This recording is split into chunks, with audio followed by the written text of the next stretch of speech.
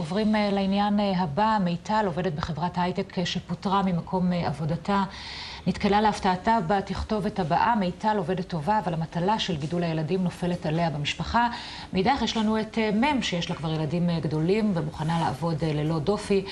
כעת היא תובעת אותם. בוקר טוב, מיטל. בוקר טוב. ובוקר טוב לעורך דינה אלי נחום. בוקר ובוקר טוב. טוב רון שפירא, נשיא המרכז האקדמי פרס ברחובות. בוקר טוב. תבעת אותם. כן, ראית את זה? ראיתי את זה. ומה הרגשת? חשכו עיניי. חשכו עיניי. זו חברה שעבדת בה כמה זמן? שנתיים. והיית נחשבת חברה. לעובדת יעילה, טובה, היו מרוצים ממך? כן, מאוד מוערכת. היו מאוד מרוצים מהעבודה שלי, ובאמת, ואמרו לי את זה מספר פעמים. ואז בעצם את יוצאת לחופשת לידה, מסכמת איתם שאת ממשיכה לעבוד אחרי החופשת לידה, כן. אבל רק עד השעה 4 במקום עד השעה 5, ואומרים לך שהכל בסדר, ואז מה קורה? סיכמתי עם המנהל שלי שהוא בא לבקר אותי באחד הימים בחופשת הלידה, שככה סיכמנו מתי אני חוזרת, כמה שעות אני אוכל לתת, וסיכמתי איתו שאני מכניסה את הילד לגן עד השעה 4, וזה יהיה בעייתי לי לעבוד מעבר לכך. כמובן שהוא יישאר, כי מבחינתי זה היה התנאי שלי לחזרה לעבודה, כי אחרת אין פתרון לילד. אין פתרון לילד, בדיוק. ואז מתי את מבינה שמשהו משתבש? פשוט ביום בהיר אחד אני עבדתי עבודה שוטפת שלי, שחלק מתפקידי גם הוא לעבור על המיילים של המנהל שלי, מתי שהוא נמצא, לא נמצא. ופשוט באחד המיילים אני פשוט רואה תכתובת שבה כתוב מה? תכתובת שמתכננים לפטר אותי, שמשהו מתבשל מאחורי הגב שלי, ולא היה לי שמץ של מושג. ואת פונה אליו כמובן? לא באותו רגע. אנחנו רואים אגב את המייל בזמן שאת מדברת. לא, ממש לא באותו רגע. אני הייתי בשוק. הייתי באמת מסך שחור. פשוט... מתי את בעצם מפוטרת? מפוטרת ימים ספורים לאחר מכן.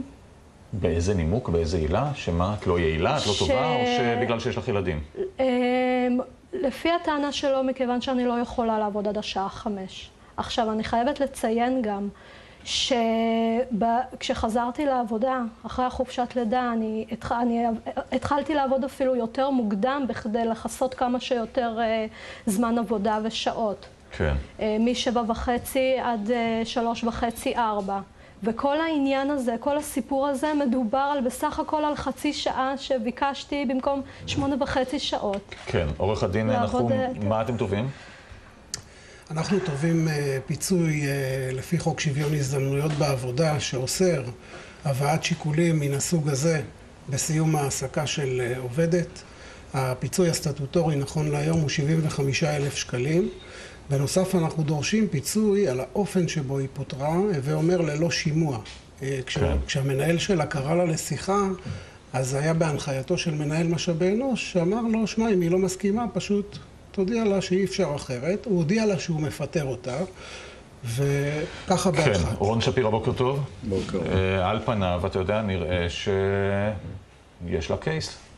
לא, על פניו יש פה הפרה של הוראות של שוויון הזדמנויות בעבודה, זה ברור.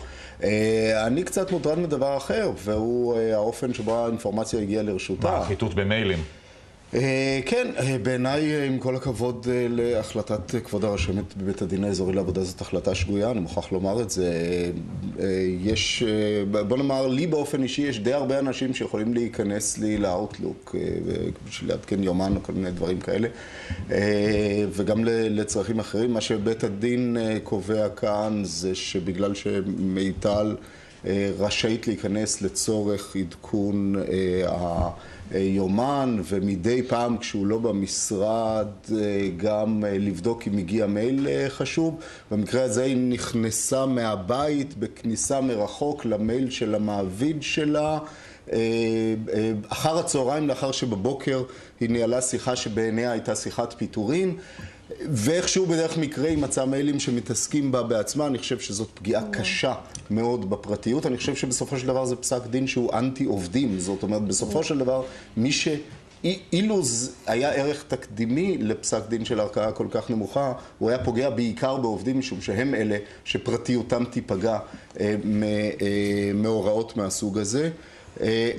אני מוכרח לומר, אתה מבדיל בין השניים, בין זה שהיא צודקת לבין איך שהמידע הגיע. ברור, זה דבר אחר לגמרי. אני מוכרח לומר שמהדברים פרופסור שפירא. פרופסור שפירא מציין כרגע, נראה לי שהוא לא לגמרי ער לכל העובדות בתיק, ואם יותר לי לציין אותן... כן, לא נוכל להיכנס עכשיו לכל המסכת העובדתית בתיק. אני חושב שהוא כיוון לעובדה שבסוף אם אני אראה את הפלאפון שלך כאן ואני אציץ ואראה משהו ואשתמש בו נגדך, כל אחד, זה עלול להגיע למחוזות לא בריאים. מסגרתית שבית הדין במקרה הזה למעשה השלים תמונה משפטית שהתחילה להיות מצוירת לפני כשנתיים בפסק דין שהתיר למעביד או קבע באיזה תנאים מעביד יכול לעיין בתכתובות דואר אלקטרוני של העובד שלו. כעת בית הדין ניצל את ההזדמנות של התיק הזה ובעצם קבע את הנורמות שבמסגרתן עשוי בית הדין לקבל וגם הרחיב אותם כמעט. הרחיב אותם. אנחנו רוצים רגע משפט אחרון ממך, מיטל. את עובדת בינתיים? מאז שפוטרת? או שאת בבית? לא, בבית. את בבית ואת גם לא מוכנה לחשוף את עצמך מהחשש שמה? מהחשש... דבר ראשון, לא כל חבריי ולא כל האנשים הקרובים אליי מכירים את הסיפור כולו. הם יודעים שפוטרתי, אבל לא רציתי ככה לחשוף את כל הפרטים. מה שכן, אם אני אוכל רק לציין, בנוגע למה שהפרופסור אמר, באותו יום שפוטרתי, אני חייבת רק לחדד את זה, כי זה פרט מאוד חשוב. הובטח לי מכתב פיטורים על ידי המנהל שלי, שהוא ישלח לי למייל המקצועי שלי. לכן אחר הצהריים אני נכנסתי, וכמובן שאלתי אותו מה קורה בנוגע למכתב שהבטחת לי. והוא אמר לי, תשמעי, את קמת. אז בואו נראה מה הם אומרים. חברת סינל? סינל, שמסר לנו בתגובה, כן, שהיא סבורה שהחלטת הרשמת היא החלטה שגויה ובכוונתה לערער על כך. העובדת לא פוטרה אלא התפטרה, היא חזרה מחופשת מחלה ודרשה לעבוד בהיקף שעות מופחת והציבה תנאי כי במידה ולא יפחיתו את שעות עבודתה היא תתפטר. העובדת ניסתה למנף את חזרתה מחופשת הלידה לתועלתה ולהטבת תנאי עבודתה. היא הפרה את זכות הפרטיות של המנהל שלה, חדרה לתיבת המייל שלו, והחברה תשקול את צעדיה בעניין זה בגין פגיעת העובדת בזכויות הפרטיות של המנהל. כך תגובת החברה. אנחנו נודה לכם בשלב הזה, רון שפירא, עורך הדין נחום, ולך מיטל. תודה לכם. תודה על הדברים האלה.